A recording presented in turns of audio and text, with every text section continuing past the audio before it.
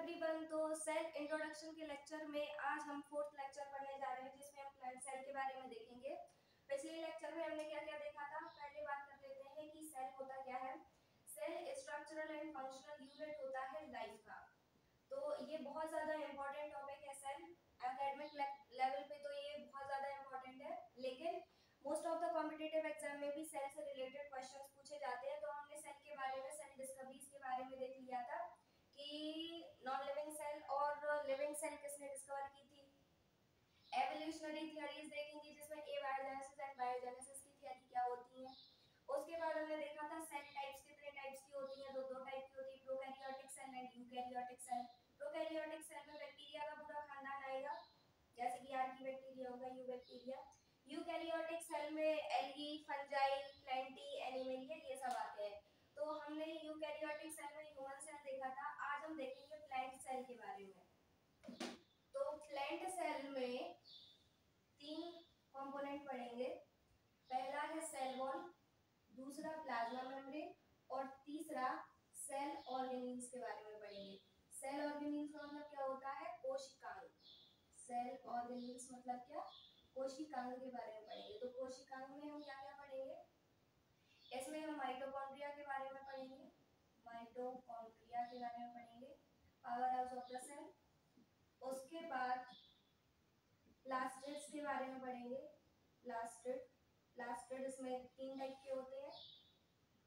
Chloroplast जो कि green pigment contain करता है, ल्यूकोप्लास्ट जो कि स्टोरेज करता है फैट, मिनरल्स, उसके बाद प्रोटीन्स। उसके बाद हम पढ़ेंगे क्रोमोप्लास्ट के बारे में। क्रोमोप्लास्ट जो फ्लावर और पत्तियों में कलर होता है वो क्रोमोप्लास्ट की वजह से आता है। नेक्स्ट उसमें पढ़ेंगे वैक्यूल के बारे में। वैक्यूल यानी कि रिक्तिका के बारे में पढ़ेंगे, रिक्तिका। उसके बाद पढ़ेंगे endoplasmic reticulum, Golgi body, Golgi body, Golgi body यानी कि गोल्जी काय के बारे में पढ़ेंगे इसमें।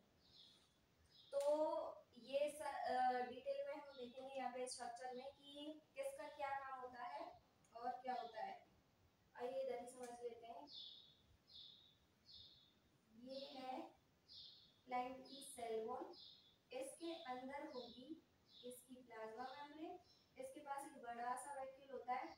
जो प्लांट सेल छोटी होती है, तो जब प्लांट सेल छोटी होती है तो इसमें जो वैक्यूल के नंबर होता है, वैक्यूल, नंबर ऑफ वैक्यूल्स, इसका क्या होगा, नंबर ऑफ वैक्यूल ज्यादा होता है, लेकिन इसका जो साइज होता है वो छोटा होता है। जब प्लांट सेल मैच्योर हो जाती है तो उसमें जो वैक्यूल का साइज होता है वो बड़ा हो जाता है और इसका जो नंबर होता है वो डिक्रीज कर जाता है।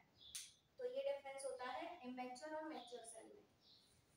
तो आइए देखते हैं इसके बारे में। तो ये क्या है, सेल वॉल।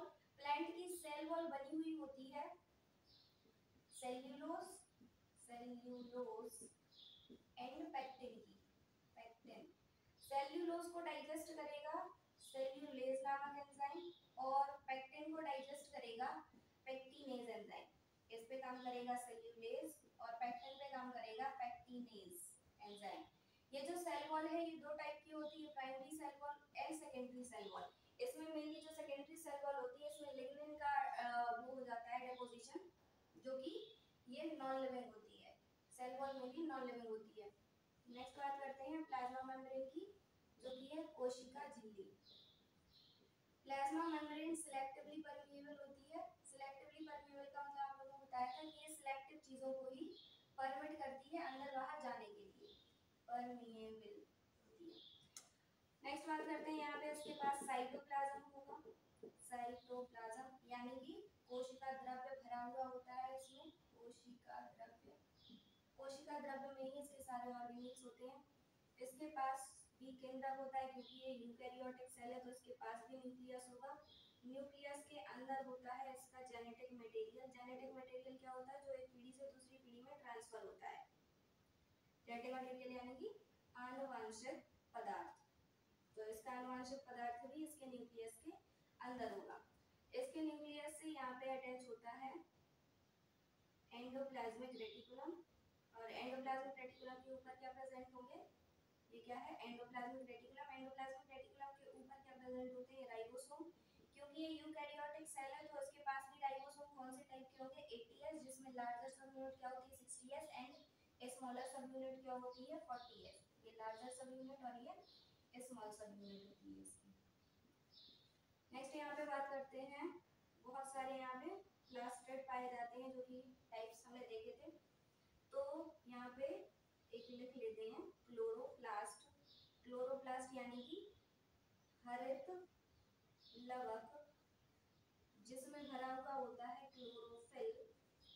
क्लोरोफिल हरित वर्णक कहते हैं इसको।